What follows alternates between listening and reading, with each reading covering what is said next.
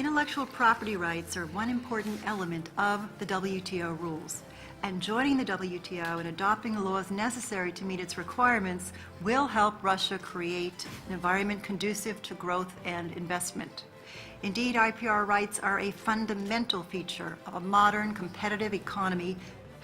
IPR protection enforcement is critical, in my view, to sustaining this growth.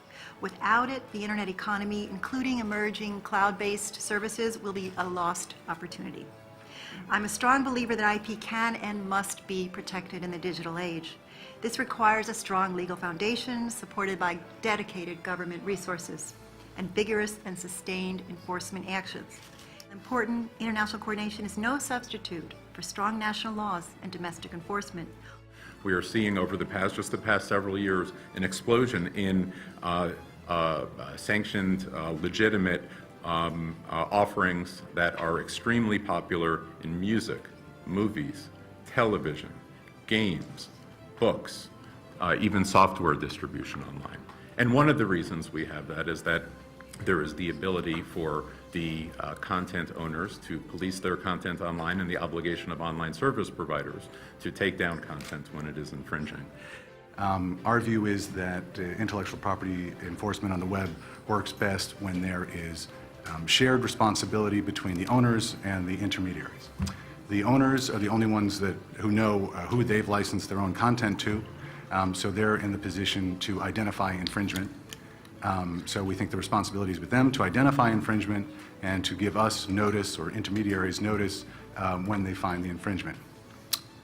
Owners are also in a position to make their content available legally on the web, which reduces the demand for infringing content. Intermediaries have the responsibility for taking down, we believe, when they get a proper notice. Intermediaries, we believe, should have clear rules in legislation.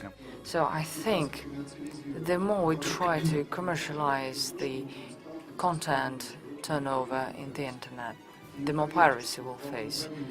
And trust me, there's no winning the technology war, and there's little chance that we're going to get out of this war peacefully.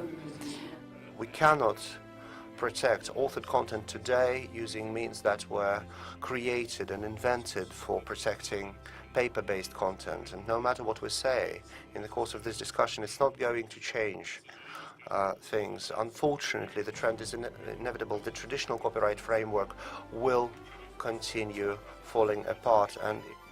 And yes, we believe that there should be a level playing field globally that ensures fairness, general fairness, among content creators. So we suggest we change that, and we suggest that the right holder becomes a part of this protection process. And when he is involved in this process, then he can actually choose the model that is most suitable for him, kind of legal tool. As soon as we have this tool in place, this will give the author an opportunity to protect his interest.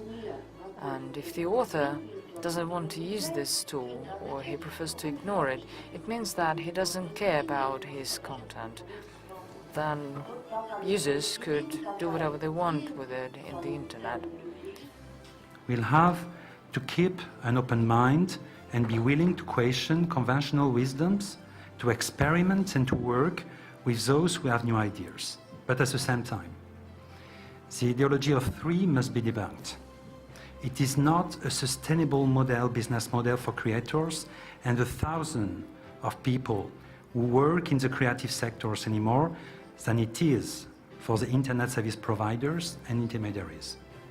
Legal protection of intellectual property in the internet environment is an illusion.